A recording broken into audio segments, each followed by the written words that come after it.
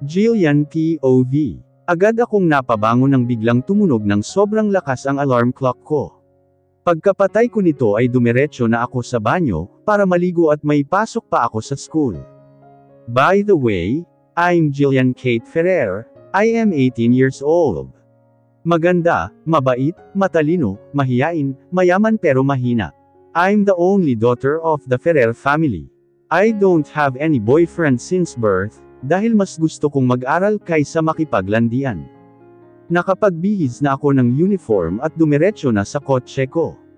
Yes, I have my own car. Dad bought it for me. Actually, may driver din ako but I said that I can handle myself.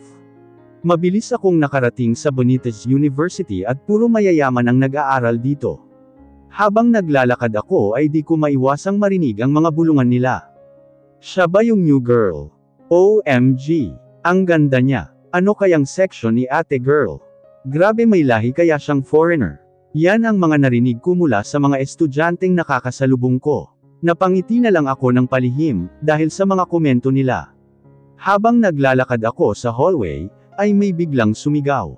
Tabi, hindi pa ako nakakalingon nang bigla akong natamba. Aray, sigaw ko. Haharang-harang kasi. Saad niya habang nakatingin ng masama sakin, bago ako nilayasan. Siya na nga ang nakabangga, siya patong may ganang magalit. Inis kong pinagpag ang sarili ko nang may biglang naglahad sakin ng kamay. Nang iangat ko ang ulo ko, ay may nakita akong isang gwapong lalaki na nakangiti, habang nakatingin sakin. Let me help you? Hinawakan niya ang pulsuhan ko at hinela, dahilan para makatayo ako. Here, saad niya sabay abot sakin ng mga gamit na nabitawan ko.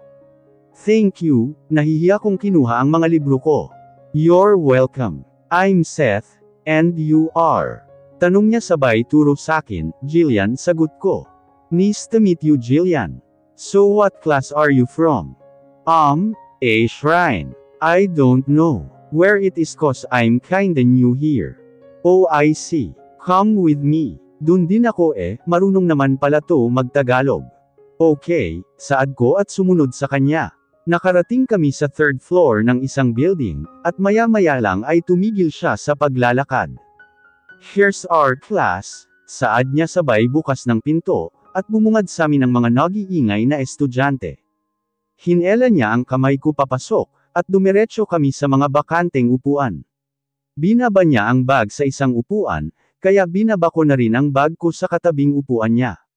Umupo na kami at saktong dumating ang teacher, kaya nagsitahimik silang lahat. Good morning class. Today we have a new student. Saad niya sabay tingin sakin. Miss Ferrer, kindly introduce yourself.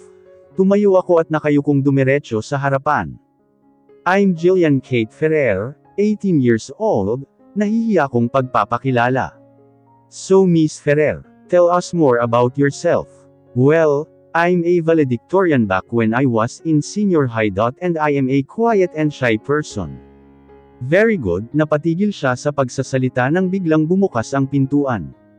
Mr. Benitez, don't you have any manners? Nanlaki ang mga mata ko nang makita kung sino ang nasa pintuan. Sok! Saad niya at nilagpasan ako, tsaka dumiretso sa upuan sa dulo kasama ang mga kaibigan niya. Miss Ferrer, you can go back to your seat. Nakangiti niyang saad, at tumango ako tsaka bumalik sa upuan ko. Hey, let's have lunch together. Pag-aayaya ni Seth. Okay, nakangiti kong sambit at sumama sa kanya. I don't know where the cafeteria is. So sunod-sunuran lang ako sa kanya, hanggang sa nakarating na kami doon. Umorder muna kami ng pagkain tsaka naghanap ng bakanteng table. So, isa ka palang milyonarya, saad niya habang kumakain kami. What? Tanong ko pero tinuwanan niya lang ako. No, I'm not a millionaire. So hindi mo relative si Mr. Ferrer, ang sikat na businessman. Well, I'm his daughter, bulong ko. Ayoko kasing may nakakaalam na anak ako ng isang mayaman. Well, that's still the same, saad niya sabay tawa. Napuno ng tawanan at kwentuhan habang kami ay kumakain. Natapos na ang lunch break, at wala kaming teacher dahil nagkaroon ng meeting ang mga teachers ngayon. Tara, napaangat ako ng ulo nang biglang may nagsalita. Ha, tara, gala tayo paikat ng school. Nag-aaral kasi ako Saad ko, aral, wala pa naman tayong lesson Sige na, pagpupumilit niya at hinela ako. Wala na akong nagawa kundi sumunod sa kanya. Habang hila-hila niya ako, ay hindi ko magawang takpan ang water bottle na kanina ko pang hawak hanggang sa what the? Sigaw niya nang magbangga kami at natapon ko ang tubig ko sa kanya. I'm so sorry. Saad ko at inangat ang ulo ko. Ikaw na naman. Sigaw niya sabay turo sakin. Siya na naman. Ba't ba lagi kong nakakasalubong tong lalaking ta? Huwag kang tatanga-tanga sa susunod miss ha. Madiin niyang Saad at nilagpasan ako. Okay ka lang? Tanong ni Seth. Oo. Huwag mo nang pansinin yun. Bad boy yun dito Sino ba yun? Siya si Carlos Miguel Benitez. Ang anak ng may-ari nitong school. Iwasan mo na lang yung lalaking yun, baka awayin at pagtripan ka pa nun, Saad niya at hinela ulit ako. Uwian na kaya dumiretso na ako sa parking lot nang biglang tumunog ang phone ko. Hi mommy. Hey sweetie. Where are you? I'm on my way home. Why? Your driver is waiting for you at your condominium. Wear the dress your driver will give you then go here okay? Bye I love you. Mom wait, hindi ko na natuloy ang sasabihin ko nang pinatay na niya ang tawag. Nakarating ako sa kondo at nandun na nga si kuya. Hi po kuya, bati ko. Magandang araw sa'yo ma'am. Pinapabigay po ito sa inyo ng mommy nyo, Saad niya sabay abot sakin ng dress. Hihintayin ko po kayo dito. Tumango ako at dumiretso na sa unit ko. Hinubad ko na ang uniform ko at sinuot ang dress. Spaghetti yellow dress siya, at under the knee ang haba. Nagsuot na rin ako ng yellow doll shoes, at naglagay ng konting makeup. Nakarating kami sa mansion ng parents ko, at pagpasok ko ay sunod-sunod nila akong binati. Ngiti at tangulang ang ginawa ko, at saka dumiretso sa loob. My beautiful daughter is here. Saad ni mommy at lumapit sakin, saka ako niyakap. Hi mommy. Hi daddy. Hi princess. So, why did you call me here? Tanong ko. Let's go to the dining room sweetie. May gusto akong ipakilala sa'yo, nakangiti niyang sambit, at hinela ako papunta sa dining room. Balay, eto pala ang anak kong si Jillian. Pagpapakilala ni mom sakin sa mag-asawa. I think ka-age nila. Good evening po, bati ko. Good evening hiha. Napakaganda mo naman, pagpupuri sa akin ng babae. Thank you po. Nasan pala ang anak mo? Tanong ni dad. Nako, ewan ko don. Sinabi kong wag magpa-late ginagawa pa rin, iling-iling na Saad nung lalaki. Umupo muna ako sa tabi ni mom. At maya-maya lang ay nilapitan kami ng maid. Ma'am, sir, nandito na po siya. Mabuti naman at nakarating ka pa. Sermon ng lalaki habang ako naman ay umiinom ng juice. Dad, at least I came. Napatigil ako sa pag-inom nang marinig ko ang boses na yon. Dahan-dahan ko itong nilingon at, ikaw, sabay naming sigaw, sabay turo sa isa't isa. Carlos POV, bakit kailangan pa akong FX marriage? Hindi na uso yun ngayon. Napahampas na lang ako sa manibela ng kotse ko habang nagsisiga. Nandito ako ngayon sa mansion ng magulang ng taong ipapakasal sakin. Kanina pa ako dito at hanggang ngayon ay hindi pa ako bumababa. Maya-maya lang ay biglang tumunog ang phone ko, at nakitang nag-message si mom. Where are you? Nandito na ang anak ng bulay ko. Nakakahiya late ka na. Pati ba naman sa text ay sisermonan ako ni mommy. Bumaba na ako ng kotse, at walang nagawa kundi pumasok sa loob. Mabuti naman at nakarating ka pa. Sermon ni dad nang makita niya ako. Dad, at least I came. Napatingin ako sa babaeng biglang tumigil sa pag-inom ng juice at nilingon niya ako. Ikaw, sabay naming sigaw habang nagturuan. Bakit siya pa? You two know each other. Tanong ni mom. No, yes, sabay naming sagot. This girl know me. Well son, sit down nang mapag-usapan na natin ang kasal niyo, utos ni dad. Kasal, sigaw ng babae. So hindi niya pa pala alam. O balay, hindi mo pa ba sinasabi sa kanya? Tanong ni mom.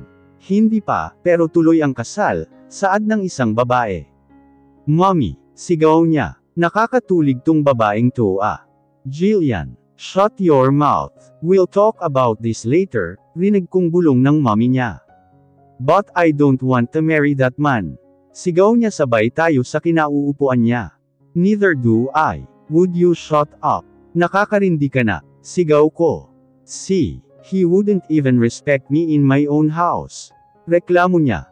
Son, madiing saad ni dad. Bumalik na ako sa pagkaupo at ganun din siya. Jillian POV. Fixed marriage. Really? Is that even legal these days? At bakit siya pa ang bad boy ng school?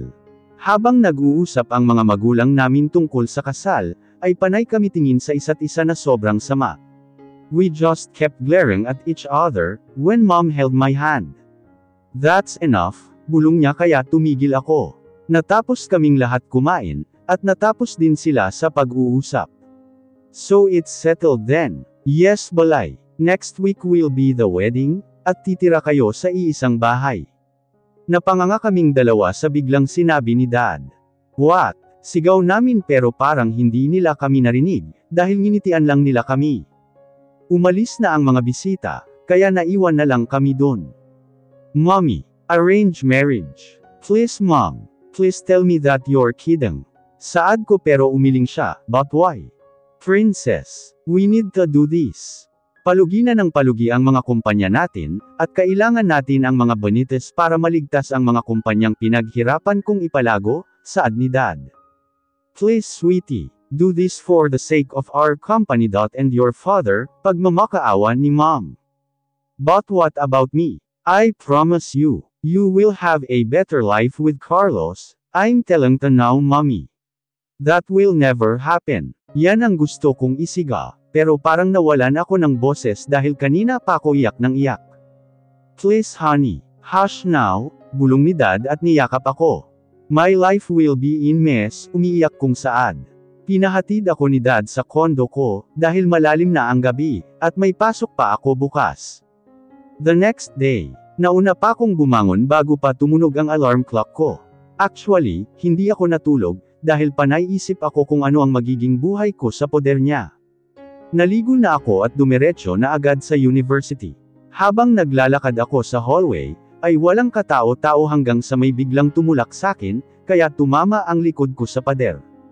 Marrying me is the worst decision that you ever made. Now, prepare for the consequences, because you will never have a happy ending, madiin niyang bulong, habang hawak niya ang pangako. Binitawan niya ako at tinulak, kaya natamba ako sa sahig. Buti yan sayo, sambit niya at iniwan ako doon. Sa tingin niya ba na gusto kong magpakasal sa kanya? I only agree for the sake of our company. Dumiretso na ako sa classroom ko, at pagpasok ko ay nakita ko agad na ang sama ng titig niya sakin. Umiwas ako ng tingin at dumiretso sa upuan ko. Habang kumakain ako kasama si Seth, ay may biglang nagbuhos sa ulo ko ng juice, kasabay na tawanan ng mga tao sa cafeteria. What's your problem dude? Inis na tanong ni Seth at tumayo. Seth wag na, saad ko at tumayo tsaka pinaupo ulit siya. Nilingon ko si Carlos at nakangisi siya, habang hawak ang bote ng juice. Pupunta lang ako sa restroom, pagpapaalam ko, at agad tumakbo palabas ng school. Nang makarating ako sa restroom, ay agad bumuhos ang luha ko. Dito pa lang sa school ay malala na ang pang-aaway niya sakin. Paano pa kaya kung mag-iisang bahay na kami? Habang patuloy ako sa pag-iyak, ay may biglang naghimas ng likod ko. Napatigil ako at nilingon siya. Oh my, ang ganda niya. Hey, are you okay? Tanong niya. Not really. Are you new here? Saad niya at tumango ako. I see. Kaya pala ikaw ang tinarget na pagtripa ni Carlos, saad niya. Do you have extra clothes? Tanong niya. Yes. It's in my locker. Wash your face first. Then, I'll come with you to get your clothes. Tumango ako at naghilamos muna. Kumuha ako ng tissue paper, at ipinunas sa mukha ko. Nang matuyo ang buhok at mukha ko ay lumabas na kami ng restroom. I'm shy by the way, saad niya habang naglalakad kami. Jillian, what section are you from? A shrine, saad ko.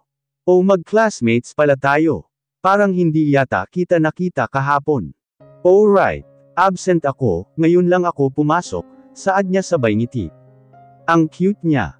Nakarating kami sa locker room at nagbihis na ako. Good thing. Nakasando ako at hindi naman tsahan ng juice. There you are. I've been looking for you everywhere. Hingal na sambit ni Seth. Hi Seth. Hey Shai. Magkasama pala kayo. Yeah. Kaibigan mo na pala si Jillian. Yes. Kahapon pa, natatawang saad ni Seth. Carlos POV. Bro, grabe ka sa future wife mo. Asar nila sakin. Dapat lang sa kanya yun, saad ko sabay inom ng beer. Nandito kami ngayon sa bar na pagmamay-ari ni Gab ang kaibigan ko. Matindi ka tol. Paano pa kaya pag kinasal na kayo, sambit ni Jeff. Hindi ko gusto ikasal sa babaeng yun. Napaka-show nga. Pero tol, ang ganda ng mapapangasawa mo ah. Pag di mo na talaga kayang pakisamahan, akin na lang. Ang ganda kasi pre eh. Sambit ni Migs na ikinakulo ng dugo ko. Wow tol chill ka lang. Sigaw nilang tatlo nang hawakan ko sa kwelyo si Migs. Akin lang si Jillian Migs. Walang pwedeng mang-agaw sa mapapangasawa ko, kundi ako mismo ang sisira sa buhay niya, pagbabanta ko at umalis doon. Jillian POV. Lumipas ang ilang araw at weekends na. Mag-isa ako ngayon dito sa condo ko. Nagluluto nang may biglang tumawag sa landline. Hello, ma'am, may bisita po kayo. Paakyatin ko na po ba? Baka sila ma'am yun. Sige po kuya, saad ko at binaba ang telepono tsaka bumalik sa kusina, dahil masusunog ang niluluto ko. Natapos ko na ang niluluto ko at saktong may nag-doorbell. Hindi ko na nahubad ang apron ko, at dumiretso na sa main door at binuksan ito. Carlos, anong ginagawa mo dito? Nanginginig kong tanong. I'm just visiting my future wife. Napaatras ako nang maamoy ko ang alak sa kanya. Carlos, you're drunk. You should go home. Grabe ah. Tanghaling tapat naglasing tong lalaking to. Hindi siya nakinig sakin at pumasok sa kondo ko, at sinara ang pinto. Dederecho sana ako sa kusina, para kumuha ng tubig nang bigla niyang hawakan ang pulsuhan ko, at tinulak kaya napasandal ako sa pinto. Hinarang niya ang magkabila niyang braso sa gilid ng mukha ko, at palapit ng palapit ang mukha niya sakin. Carlos, what are you doing? Nanginginig kong tanong pero hindi siya sumagot. Lumapit ang mukha niya sa leeg ko, at inamoy-amoy naman ito. Medyo nakikiliti ako, kaya hindi ko mapigilan ang mapabulong. Carlos, you smell wonderful Jillian, bulong niya sa tenga ko. Carlos please stop, lasing ka na. Pagpipigil ko sa kanya nang hinalik-halikan niya ang leeg ko, ngunit hindi siya nakinig. Carlos, sigaw ko at tinulak siya dahilan para mapa-atras siya. Inangat niya ang ulo niya, at kita ko ang galit at disappointment sa mga mata niya. I'll get you soon baby. And no one will ever have you, madiin niya sambit bago umalis sa unit ko. Nakahinga ako ng maluwag nang umalis na siya. What is he trying to do? Is he going to abuse me? Ikakasal pa nga lang kami, dudumihan na niya agad ako. Oh my freaking gosh. Tinanggal ko na lang yun sa isip ko, at inenjoy ang weekend ko. Another school day. Naligo na ako at kumain ng breakfast, tsaka dumiretso sa university. Habang naglalakad ako sa hallway, ay may biglang bumangga mula sa likod ko, dahilan para mabitawan ko ang mga hawak ko. Lumuhad ako para isa-isang pulutin ang mga gamit ko, nang may biglang lumuhad sa harap ko at inangat ang baba ko. Sa susunod kasi, huwag kang harang-harang sa daan ko. Gets mo? Matalim niya akong tiningnan bago ako iniwan doon. Pagkarating ko sa classroom, ay dumiretso na ako sa upuan ko na hindi siya tinitignan. Uupo na sana ako nang may biglang humila sa upuan ko, kaya napaupo ako sa sahig. And once again, napahiya ako sa maraming tao. Jillian, sigaw nila Seth at siya'y nakakarating lang at nilapitan ako. Are you okay? Nag-aalala nilang tanong at tinulungan akong tumayo. Tol, nakakailan ka na ah? Sigaw ni Seth kay Carlos. Bakit? Lalaban ka? Madiing sambit ni Carlos at kinwelyuhan si Seth. Seth, tama na yan. Pag-aawat namin ni Shai sa kanya. Binitawan siya ni Carlos sabay tingin sakin ng masama. Oh dear Lord, please help me to stop this upcoming wedding. Matagumpay na natapos ang kasal namin, at kasalukuyan kaming nasa reception, which is dito sa bahay na regalo ng mga magulang namin samin. And about dun sa, you may kiss the bride, thingy. We didn't kiss. I won't give my first kiss to that man. Today I am officially not single anymore. I am married with that man. No one in our school knows about it. And I want to keep it that way. Natapos na ang party at nagsiuwian na ang mga bisita, kaya dumiretso na ako sa kwarto ko. Don't expect na matutulog kami sa iisang kwarto. No way. Naligo na ako at matutulog na dahil may pasok pa ako bukas. Maaga akong nagising at naligo, nagbihis ng uniform at lumabas na ng kwarto. Pagkababa ko ay hindi ko siya nadatnan doon, kaya nagluto na ako ng breakfast. We don't have any maids and it's just the two of us in this house. Natapos na akong kumain at nilagay ko na sa lababo ang pinagkainan ko, nang bumaba siya. Mauuna na ako, may pagkain dyan. Eat if you want, saad ko at hindi ko siya tiningnan, hanggang sa makalabas ako ng bahay at sumakay sa kotse ko. Carlos POV. Grabe yung babaeng yun. Ni hindi man lang ako tinignan, at dirdiretsong lumabas ng bahay. Wow! Dumiretso na lang ako sa kusina at nag-breakfast na. I admit it, masarap ang luto niya. Natapos akong kumain at iniwan sa lababo ang mga hagasin. She'll just clean it later. Kinuha ko na ang bag at susi ng kotse ko, tsaka lumabas ng bahay. Nakarating ako sa university, at pinart ko na ang kotse ko sa parking lot tsaka bumaba. Habang naglalakad ako ay nakita ko si Jillian kasama si Seth, at parang masaya sila. Bigla namang kumulo ang dugo ko nang makita silang magkasama. No one have the rights to be with Jillian. Ako lang dapat. Yo bro, tawag sakin ni Gab pero di ko sila pinansin.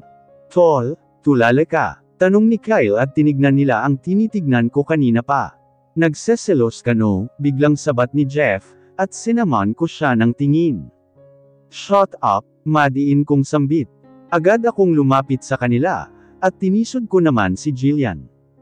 Jillian, sigaw ni Seth at tinulungan niyang tumayo si Jillian. Ano bang problema mo Carlos? Sigaw niya sakin.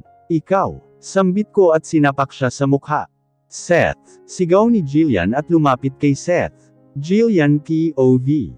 Nandito kami ngayon sa clinic, at ginagamot ng nurse ang pumutok na labi ni Seth, dahil sa suntok ni Carlos.